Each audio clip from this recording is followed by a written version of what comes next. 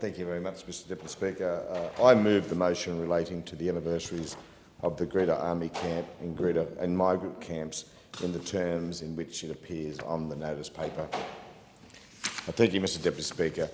2019 marks the 80th anniversary of the establishment of the Greta Army camp in the Hunter electorate. It also marks the 70th anniversary of its transformation into a migrant camp. Throughout the course of World War II, up to 60,000 soldiers of the 2nd AIF trained in Greta. It was one of the Army's largest camps. That, of course, means, Mr Deputy Speaker, Greta played a significant role in the war effort, and its history is certainly worth commemorating. Then between 1949 and 1960, 100,000 new arrivals passed through the former Army barracks. Most, of course, were fleeing war-torn Second World War and post-Second World War Europe.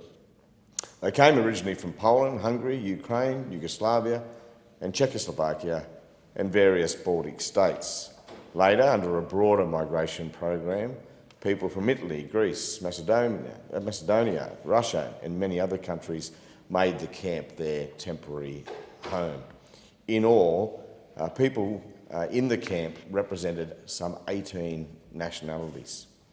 Originally, the camp's residents were transferred from other Australian camps, but later they came directly, and on August 19, 1949, more than 1,000 displaced persons arrived in Newcastle Harbour on the Fair Sea and were transferred to Greta by rail.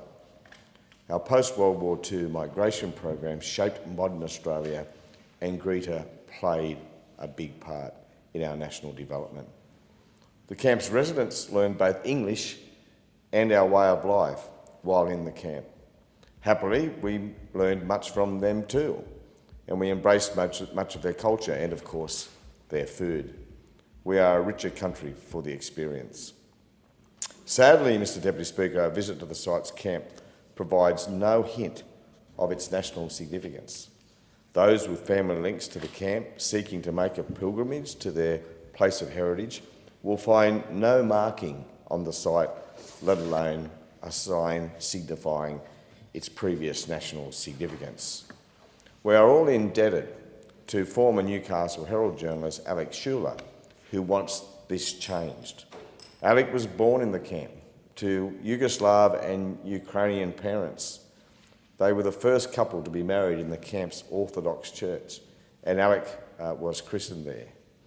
Alec is completing a book on the history of the camp and has interviewed more than 100 people with direct connections and links with the former camp. The book will be launched next year to coincide with the anniversary. Our local communities, Mr Deputy Speaker, remain enriched by the ongoing presence of many of the new arrivals and their children and their grandchildren.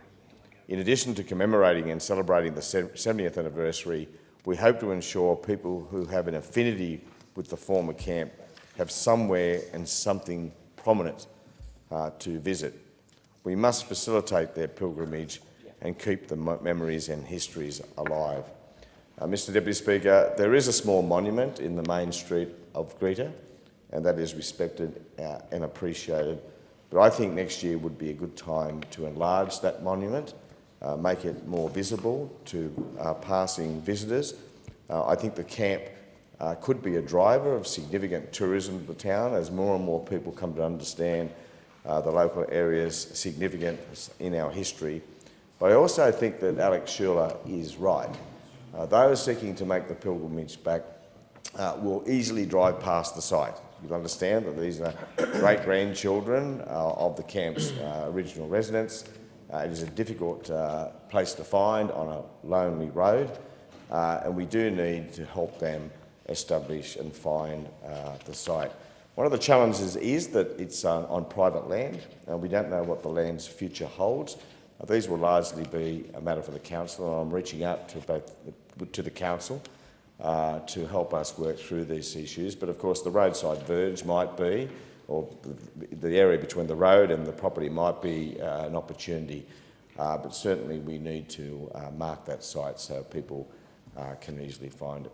The other key objective of my motion, of course, is to ask the national government here in Canberra to do all it can to ensure that these two very important anniversaries next year are appropriately and properly commemorated and celebrated.